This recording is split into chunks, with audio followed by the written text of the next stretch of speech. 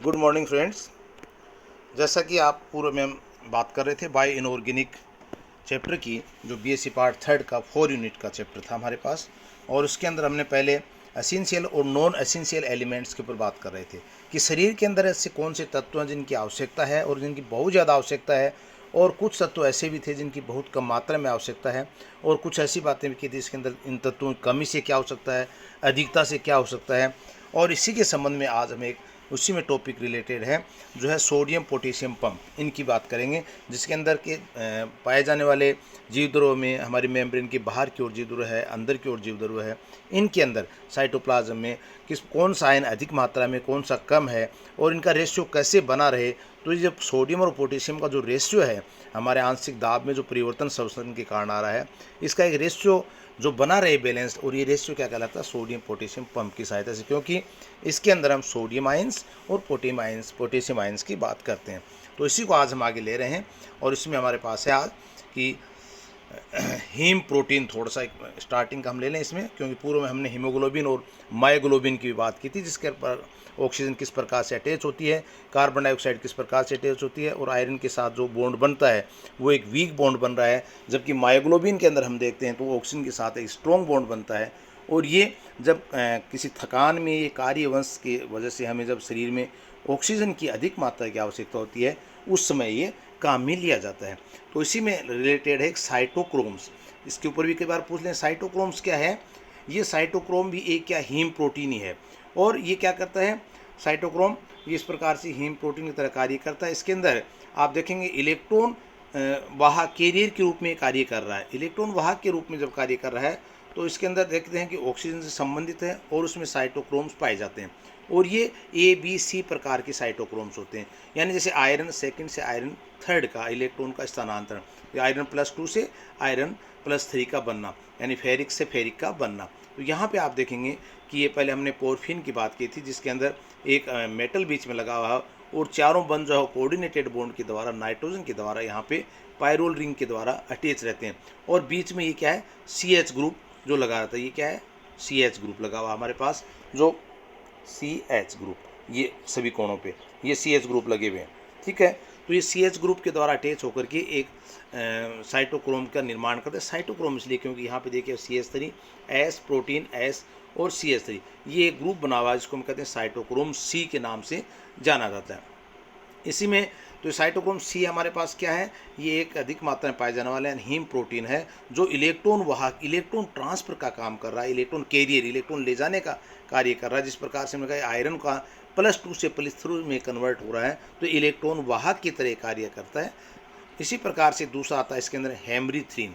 हेमरीथ्रिन के अंदर क्या होता है, देखिए आप, ऑक्सीजन का अटैचमेंट है कि किस प्रकार से आयरन परमाणु एक उप सहसंयोजक रिक्त बनाता है, उसमें एक उप सहसंयोजक रिक्त रहता है, उसी के साथ क्या ऑक्सीजन अणु का जुड़ना, यानी हमने कहा कि वाले 6 बॉन्डेड में, तो यहाँ पे ऑक्सीजन अणु का जुड़ना और ऑक्सीजन परिवहन का कार्य कैसे संपन्न होता है, ये कार्य हमें यहाँ दिखाते हैं हेमरीथ्रिन के अंदर, ऑक्सीकरण के अंदर। तो आप यहाँ पे देखेंगे, देखिए आयरन के 2 परमाणु लगे हुए हैं, और इसके साथ प्रोटीन लगी हुई हैं, हिस्टिडीन 101, हिस्टिडीन 73, 77, इस प्रकार से एल्ब्यूमिन दूसरा प्रोटीन हमारे पास जुड़ी हुई है। तो यहाँ से कहने का अर्थ है कि इस हीमोग्लोबिन के द्वारा, या हम कहें कि ऑक्सीजन का जो हो कि एक आयरन परमाणु की एक उप सहसंयोजक संख्या जो है वो किससे अटैचमेंट रहती है, ऑक्सीजन के साथ जुड़ करके ऑक्सीजन परिवहन का कार्य जो कर रही है। यहाँ पे दिखाया हमने, ये ऑक्सीजन परिवहन का कार्य कोऑर्डिनेटेड बॉन्ड के द्वारा जुड़ करके किस प्रकार से सहायक है। तो क्या कहेंगे, ये किस में पाई जाती है हेमरीथ्रिन, ये निम्न श्रेणी की जलीय जीवों में ऑक्सीजन परिवहन का कार्य करता है।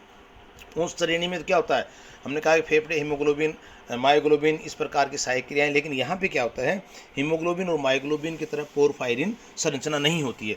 तो यहाँ पे एक हेमरीथ्रिन प्रकार की संरचना है जो ऑक्सीकरण का कार्य कर रहा है और ऑक्सीजन का निर्वहन कर रहा है। कैसे, ये निम्न श्रेणी के जलीय जीवों में ऑक्सीजन परिवहन के लिए हीमोग्लोबिन नहीं पाया जाता है, और कोई नियमित श्वसन के कार्य संपन्न करते हैं। इसमें कार्य तो श्वसन तो होगा ही, जिनमें हेमरीथ्रिन पाया जाएगा। और हेमरीथ्रिन की संरचना हम देखते हैं हीमोग्लोबिन की तरह कार्य कर रही है, आयरन से ही प्रोटीन है इसमें, और ये एक पोरफायरिन की रिंग की तरह नहीं होकर के यहाँ पे ऑक्सीजन का जो है कोऑर्डिनेशन बॉन्ड बना करके ऑक्सीजन का ट्रांसफर किस प्रकार से हो रहा है उसको बताया गया है। अब आता है जिसमें हम टॉपिक ले रहे हैं आज की, सोडियम पोटेशियम पंप। तो पहले इसको थोड़ा सा समझ लें, फिर मैं आपको अलग से इसको बताऊंगा। सोडियम पोटेशियम पंप जो है वो मेम्ब्रेन्स के अंदर किस प्रकार के संरूपण होता है और वो अंदर की चीज़ बाहर और बाहर की चीज़ अंदर को लेने का कार्य होता है। देखिए सोडियम पंप में क्या है, हमने इसको बीपी पंप या एसिड बेस मेंटेनेंस का पंप भी कह सकते हैं। प्रत्येक सेल की सेल मेम्ब्रेन की मोटाई हम जानते हैं लगभग 70 एंगस्ट्रोम होती है। ये मेम्ब्रेन प्रोटीन की बनी होती है और सेल डबल मेम्ब्रेन से बनी होती है। दोनों मेम्ब्रेन के मध्य में एक लिपिड्स पाया जाता है। दूसरा, सोडियम पोटेशियम आयन बिना किसी सुरक्षित आवरण के लिपिड से नहीं गुजर सकते। यानी जो मेम्ब्रेन की हम बात कर रहे हैं इसमें से ये बिना किसी आवरण के सुरक्षित आवरण के लिपिड से गुजर नहीं सकते हैं। और सोडियम और पोटेशियम आयनों के बड़े सांद्रण के लिए सोडियम पंप की आवश्यकता होती है हमें, इसलिए सोडियम पंप की आवश्यकता पड़ती है, क्योंकि ये बिना किसी सुरक्षित आवरण के लिपिड से गुजर नहीं सकते। लिपिड्स कहाँ हैं? जो दोनों मेम्ब्रेन्स के मध्य में पाया जा रहा है। इन आयनों के स्थानांतरण के लिए क्या है, आवश्यक ऊर्जा जो कहाँ से मिलती है हमें? एटीपी से। हम कहते हैं ATP convert to ADP plus phosphorus inorganic phosphorus के रूप में। तो इन आयनों के स्थानांतरण के लिए जो आवश्यक ऊर्जा है वो एटीपी के जल अपघटन के द्वारा हमें प्राप्त होती है। सोडियम पंप द्वारा सोडियम आयनों का कोशिका के बाहर सक्रिय बहिर्गमन तथा पोटेशियम आयनों का सक्रिय कोशिका के अंदर प्रवेश किया जाना, ये क्या है? सोडियम पंप को कहलाता है। एक एटीपी के जल अपघटन से प्राप्त ऊर्जा, एक एटीपी का यानी एक एटीपी से ADP plus phosphorus inorganic phosphorus का बनना, अर्थात एक एटीपी से 3 सोडियम आयन का कोशिका के बाहर करने के लिए और 2 पोटेशियम आयनों को कोशिका व एक हाइड्रोजन आयन को कोशिका के अंदर करने के लिए पर्याप्त होती है। कौन? एक प्रोटीन की, एटीपी की बात कर रहे हैं। कोशिकाओं और आयनों के इस स्थानांतरण से एक एनर्जी उत्पन्न होती है। तो ये एटीपी से एडीपी का बनना, इनऑर्गेनिक फॉस्फेट का बनना, इससे क्या एक ऊर्जा उत्पन्न होगी जो क्या करेगी? तंत्रिका तथा मांसपेशियों की क्रियाओं के लिए आवश्यक है। हमारे पास सेल के अंदर ग्लूकोज के मेटाबॉलिज्म के लिए पोटेशियम आयन की आवश्यकता होती है।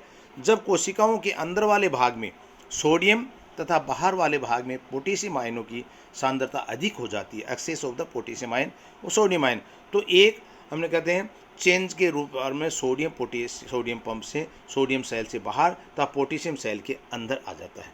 तो ये कहलाता सोडियम। इसी प्रकार से इसको दूसरा नाम सोडियम व कैल्शियम कोशिकाओं के बाहर की जीवदोरों में सांद्रित होते हैं। यानी सोडियम के साथ क्या? कैल्शियम भी होता है। तो कैल्शियम मैग्नीशियम पंप के नाम से भी कई बार बोल देते हैं इसको। जबकि पोटेशियम और मैग्नीशियम क्या है? कोशिकाओं की भीतर की जीवदोरों में होता है।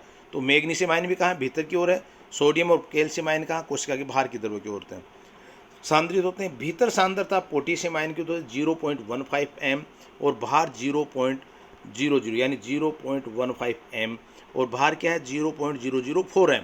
जबकि सोडियम की सांद्रता 0.01 m बाहर की ओर है और 0.15 m सांद्रित होती है। तो ये क्या करते हैं? बराबर बरकरार रखने के लिए, यानी सांद्रता के इस अंतर को, जो पोटेशियम और सोडियम आयन की सांद्रता में अंतर है या बाहर की और अंदर के सांद्रता में जो अंतर है, इस अंतर को बरकरार रखने के लिए कोशिकाओं में सोडियम पंप जो है एक सोडियम पोटेशियम पंप की तरह कार्य करता है। अब देखिए हम इसको देखते हैं। ये एक्टिव ट्रांसपोर्टेशन भी कहलाता है। देखिए आउटसाइड में क्या है? हाई सोडियम आयन की कंसंट्रेशन है, लो पोटेशियम आयन कंसंट्रेशन है। और इनर साइड में, इन साइड में क्या है? लो सोडियम आयन, अर्थात सोडियम बाहर की ओर क्या है हमारे पास? बाहर की ओर हाई कंसंट्रेशन है, अंदर की ओर लो कंसंट्रेशन है। और यहाँ पे देखिए आप, पोटेशियम क्या बाहर की ओर लो कंसंट्रेशन है और अंदर की ओर हाई कंसंट्रेशन। अब ये सोडियम आयन जो है वो लो कंसंट्रेशन से हाई कंसंट्रेशन की ओर जाने का प्रावधान, और पोटेशियम आयन का भी लो कंसंट्रेशन से हाई कंसंट्रेशन की ओर आना। तो यहाँ इसके लिए क्या होता है? एक सेल मेम्ब्रेन के अंदर प्रोटीन जो व्यवस्थित होती हैं, वहाँ पे आप देखेंगे किस प्रकार से 3 जगह ये साइट बनी होती है जहाँ पे सोडियम लगे होते हैं। इधर क्या? 2 जगह ये पोटेशियम की साइट बनी होती है। तो ये संरूपण होता है इसका, सेल का, अंदर की चीज़ बाहर और बाहर की चीज़ का अंदर आना। तो इस प्रकार से ये एक्टिव ट्रांसपोर्टेशन के रूप में कार्य करता है। कौन? जिसको हम बात कर रहे हैं यहाँ पे एटीपी को मैंने दिखा, एटीपी कन्वर्ट किस में हो रही है? एटीपी का कन्वर्टेशन जो है वो आप देखेंगे कि ये क्या है? एडीपी प्लस फॉस्फोरस आयोड यानी इनऑर्गेनिक फॉस्फोरस के रूप में। तो यहाँ पे ये एक आपको दिखा। अब दूसरा देखिए, इसके अंदर यही चीज़ को हमने थोड़ा सा और लाज कर दिया है। ये क्या बताया है? इंट्रासेलुलर और एक्स्ट्रा सेलुलर, इंट्रासेलुलर और एक्स्ट्रा सेलुलर, ये सोडियम पोटेशियम पंप है। यहाँ वही बात कर रहे हैं, हाई सोडियम आयन कंसंट्रेशन और यहाँ पे लो सोडियम आयन कंसंट्रेशन, यहाँ पे लो पोटेशियम आयन कंसंट्रेशन और यहाँ पे हाई पोटेशियम आयन कंसंट्रेशन। अब देखिए ये सेल का हमने दिखाया दो, ये सेल मेम्ब्रेन हमारे पास, ये सेल मेम्ब्रेन बनी हुई है, बीच में क्या है, लिपिड्स है, और लिपिड के अंदर आसानी से हम जिस तरह से दिखा रहे हैं ना कि सोडियम बाहर चला जाए या पोटेशियम अंदर आ जाए, इतना आसान नहीं है। इसको करने के लिए हम सोडियम पोटेशियम पंप की आवश्यकता पड़ती है। यहाँ ये 3 साइट आपको दिखा रखी है, ये साइड 1 2 3, यहाँ ये 3 साइड बनी हुई हैं जिनके ऊपर सोडियम लगा, यहाँ पोटेशियम की 2 साइड के लिए। अब देखिए स्टार्टिंग में हम देखते हैं इनर साइड में क्या है, ये जो खुला हुआ स्थिति है, यानी यहाँ से सोडियम जो लो है, ये सोडियम अंदर की ओर जाएंगे, लेकिन सोडियम भी इतना आसानी से नहीं जाएंगे। यहाँ पे हमारे पास एक ATP जो एक ऊर्जा की तरह कार्य कर रहा है, ये ऊर्जा की तरह कार्य कर रहा है, तो क्या ATP convert to ADP plus phosphorus, inorganic phosphor, यहाँ पे इसका एक अटैचमेंट लगा होता है और ये ऊर्जा प्रदान करता है। ऊर्जा से क्या, लो जो सोडियम आयन की कंसंट्रेशन है वो यहाँ पे अटैच होने के लिए फोर्स करता है। आगे आप देखेंगे कि इसको फिर कन्वर्जेशन चेंज हो जाता है, संरूपण हो जाता है और ये ऊपर की ओर खुल जाता है मुँह, ये मुँह जो है पहले नीचे की ओर बंद हो जाएगा, ऊपर की ओर खुल जाएगा, फॉस्फोरस यहाँ पे अटैच रहेगा, ये ऊपर की ओर जैसे खुलेगा तो इसका मतलब यहाँ से सोडियम आयन जो वो बाहर निकलेंगे। दूसरे स्टेप में हम देख रहे हैं कि जब ऊपर खुल गया तो पोटेशियम आयन अंदर आने के लिए 2 अपनी साइट बनी हुई है, यहाँ पे पोटेशियम आयन अंदर की ओर आ जाएंगे और अगली चरण में क्या हो जाएगा, ये पोटेशियम आयन फिर बाहर निकल जाएंगे। तो ये एक प्रोसेस बना रहता है कि सोडियम आयन का अंदर आकर के बाहर की ओर आना, पोटेशियम आयन का फिर अंदर आकर के बाहर की ओर आना, और इस सेल का जो प्रोटीन का हमने आवरण बनाया है ये अपने संरूपण होता रहता है। जो पहले नीचे ओर खुला होता है वो ऊपर की ओर में खुल जाता है, फिर ऊपर की ओर खुला होता है ऊपर से बंद हो जाएगा, नीचे की ओर खुल जाएगा। तो ये एक प्रक्रिया चलती रहती है जिसको हमने क्या कहा, सोडियम पोटेशियम पंप। अब देखिए इसको थोड़ा सा, इसमें क्या क्या प्रोसेस हो सकते हैं सोडियम पोटेशियम पंप में। ये हमने कहा नेगेटिव चार्ज, इसको लिए इसके नाम दिए मैंने, क्या कहा, इलेक्ट्रिकल ग्रेडियंट, दूसरा कंसंट्रेशन ग्रेडियंट भी कह सकते हैं, तीसरा इलेक्ट्रोकेमिकल ग्रेडियंट, चौथा प्राइमरी एक्टिव ट्रांसपोर्टेशन जो हमने पहले लिया है, और पांचवा हमने क्या, इलेक्ट्रॉनिक पंप, और इसको P type pump, ATP type pump का नाम भी दिया गया है। ये क्यों दिए गए हैं, देखिए इलेक्ट्रिकल ग्रेडियंट का हमने कहा सोडियम पोटेशियम आयनिक रूप में है और सेल के अंदर क्या है, नेगेटिव आयंस है। तो ये आयंस का जो समीकरण जो चल रहा है इसलिए इसको हमने कह दिया इलेक्ट्रिकल, क्योंकि इलेक्ट्रिकल किससे, आयंस के द्वारा होता है, मेटाबॉलिज्म क्रियाओं में आता है। ये कंसंट्रेशन ग्रेडियंट यानी हाई कंसंट्रेशन लो कंसंट्रेशन, तो इसको एक कंसंट्रेशन ग्रेडियंट का नाम भी दे दिया कि जिस प्रकार से लो कंसंट्रेशन से हाई कंसंट्रेशन की ओर सोडियम का जाना या पोटेशियम का लो कंसंट्रेशन से हाई कंसंट्रेशन की ओर आना। इलेक्ट्रिकल ग्रेडियंट है क्योंकि जो इलेक्ट्रॉन में क्या पॉजिटिव नेगेटिव चार्ज होता है, तो ये इलेक्ट्रिकल प्रोसेस भी कर सकते हैं। प्राइमरी एक्टिव ट्रांसपोर्टेशन किस प्रकार से हमने शुरू में दिखाया था आपको, प्राइमरी एक्टिव ट्रांसपोर्टेशन के अंदर आपने यहाँ भी देखा था, ये क्या हमारे पास एक्टिव ट्रांसपोर्टेशन का जब कार्य कर रहा है, ये प्राइमरी एक्टिव ट्रांसपोर्टेशन क्या सी स्थिति इसकी बनी हुई है। और इसके बाद हम इसके अंदर देख रहे हैं क्या, P टाइप पंप, यानी जैसे ATP से ADP बनता है प्लस फॉस्फोर इनऑर्गेनिक फॉस्फेट्स बनता है, तो उसको P टाइप पंप भी कह देते हैं। अब देखिए उसको मैं थोड़ा सा, ये सेल को दिखाया हमने आप इस प्रकार से कि क्या स्थिति होती है, क्या एमिनो एसिड्स एमिन्स एसिड्स का जुड़ना, यहाँ पे 2 तरह की ये जो हमने सेल मेम्ब्रेन प्रोटीन की स्थिति है वो अल्फा और बीटा टाइप की। तो यहाँ पे ज़्यादा तो है पार्ट हमने दिखाया अल्फा का और बीटा का बहुत कम पार्ट दिखाया, तो अल्फा पार्ट जो ज़्यादा एक्टिव पार्ट होता है। देखिए यहाँ पे ये हमने दिखाया पोटेशियम आयन की अगर सांद्रता मान लीजिए इसके अंदर कंसंट्रेशन ऑफ ब्लड ज़्यादा हो जाए तो हम इसको क्या कहेंगे, हाइपर कैलिनियम, और अगर कम है तो हाइपोकेलिनिया। तो ये इस प्रकार से बीमारी के नाम से पूछा जाता है, कैलिनिया, हाइपर कैलिनिया और हाइपोकेलिनिया। 3.5 से 6.5 तक ये इस प्रकार की स्थिति। ट्रांसपोर्टेशन प्रोटीन एंजाइम देखिए ATP एज, अब यहाँ पे एक एंजाइम भी कार्य कर रहा है जिससे हमें ऊर्जा प्राप्त होती है, वो कौन सा है, ATP एज की सहायता से हम इसको कर सकते हैं। अब देखिए यहाँ पे ये एक रिएक्शन के रूप में लिया E1 प्लस ATP, E1 क्या हमने ATPase एंजाइम्स के रूप में काम में लिया, ये एक साइट है, शॉर्ट टर्म हमने E1 को ले लिया। तो E1 प्रोसेस में क्या हुआ, ये जो प्रोटीन की स्थिति थी नीचे से खुला हुआ देखिए आप, और यहाँ पे प्लस ATP ने क्रिया की पहले प्रोसेस में, ATP क्रिया करके क्या बन गया, ADP प्लस P, तो यहाँ पे फॉस्फेट ATP एडेड हो गया, यहाँ पे ऐड दिखाया मैंने चार्ज को, यहाँ ऐड हो गया। ऐड होने के पश्चात क्या किया, यहाँ पे सेकंड स्टेप में हमारे पास क्या था, E1 प्लस ATP हमारे पास लगा हुआ है और प्लस सोडियम आयन, निकाल 3 सोडियम आयन एक ATP के द्वारा ट्रांसफ़र किए जा सकते हैं। तो यहाँ पे तीनों सोडियम आयन की जो 3 साइट दिखाई हैं, यहाँ पे क्या लगा हुआ है, ये सोडियम आयन की साइट है, ये साइट में अटैच हो गए। अटैच होने के पश्चात अगला स्टेप क्या है हमारे पास, E1 ATP प्लस 3 Na और इंटर ओक्यूलेशन। अब यहाँ पे हमारे पास इंटर ओक्यूलेटेड जो हो गया, ये यहाँ पे नीचे वाली स्थिति धीरे धीरे बंद होने लग जाती है और ये ऊपर वाली स्थिति खुलने लग जाएगी। तो इस स्थिति में क्या आ जाएगा फिर इसके बाद E1 plus phosphorus plus sodium और इंटर ओक्यूलेटेड, और E1 phosphorus 3 sodium ion inter occluded. देखिए अब यहाँ पे लास्ट में ये अपना क्या हुआ, ये तीनों आयन हमारे पास अटैच हो गए। ये आयन तीनों सोडियम के क्या है, बाहर की ओर जा रहे हैं, और नीचे से ये है ऑक्यूपाइड और सारा ये कवर हो गया अपना, और ऊपर से ये सिरा खुलने लग गया।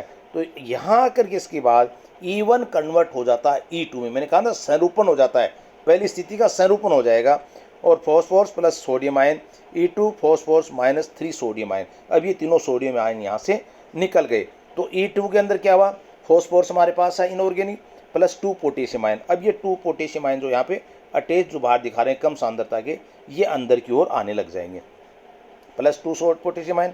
तो E2 phosphorus inorganic plus 2 potassium ion ex occluded, occluded यानी एक्स ओक्यूलेटेड मतलब यहाँ से भी धीरे धीरे बंद होने लग जाएगा और नीचे की ओर खुलने लग जाएगा।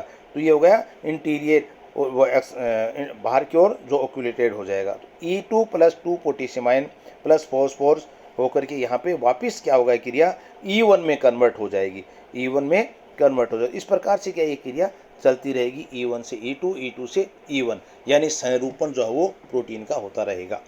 Biological importance of the sodium and potassium ion. अब यहाँ पे इंपॉर्टेंस को देखने के लिए थोड़ा सा पॉइंट देख लें।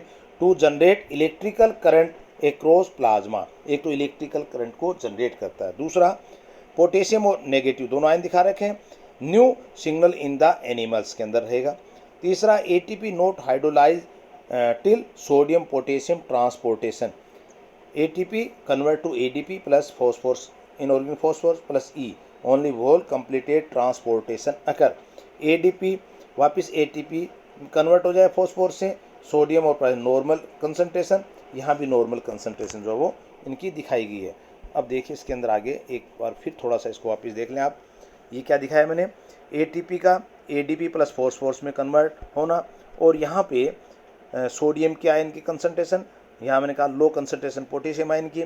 ये इलेक्ट्रोकेमिकल ग्रेडियंट यानी सोडियम आयन जो वो बाहर की ओर जा रहे हैं, देखिए पोटेशियम आयन अंदर की ओर आ रहे हैं, और ATP यानी तीन चीज़ें हमारे पास काम में आ गई, एक तो ये सोडियम आयन का बाहर जाना और पोटेशियम आयन का अंदर आना।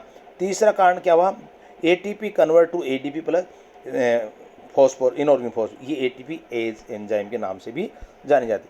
अब ये रेक्टेंगुलर यूनिट्स हमें दिखाई है, रियल एक्टिवेशन इन यूनिट जो है इसके अंदर क्या होता है, अल्फा और बीटा दो प्रोटीन बने होते हैं, ये स्मॉल यूनिट कहलाती है बीटा, और लार्ज रिएक्टिव जो यूनिट होती है अल्फा यूनिट। इस अल्फा यूनिट के अंदर आप देखेंगे क्या होता है, चार्जेज होता है, अमोनियम आयन लगा हुआ है, यहाँ पे एसीटेट आयन लगा हुआ है, और ये बीटा यूनिट जो छोटी सी यूनिट होती है जो इस प्रकार से दिखाई गई है।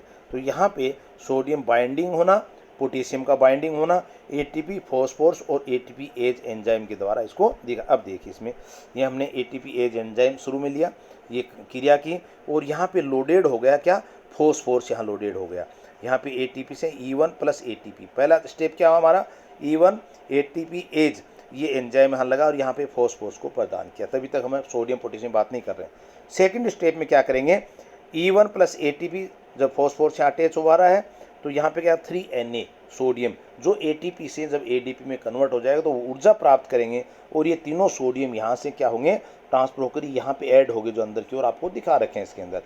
नेक्स्ट स्टेप में E1 plus ATP plus 3Na यानी इंटरनल ओक्यूलेटेड हो जाएगा। अब यहाँ पे ये क्या हो जाएगा, एनर्जी हमारे पास है, ये हमने थोड़ा गहरा करके दिखाया आपको, ये यहाँ पे धीरे धीरे धीरे धीरे क्या होगा, ओक्यूलेटेड हो जाएगा, और यहाँ पे फॉस्फोरस ATP के रूप में अटैच हो रखा है। नेक्स्ट स्टेप में क्या आ जाएगा हमारे पास, ये यानी E1 कन्वर्ट टू E2, यहाँ पे क्या होगा, नीचे से ओक्यूलेटेड हो गया, सारा बंद हो गया, अब ऊपर से खुलना शुरू हो जाएगा ये, और ऊपर से खुलना शुरू होगा तो ये फॉस्फोरस हमारे पास लगा रहेगा क्योंकि वो तो ADP कन्वर्ट हो गए पहले।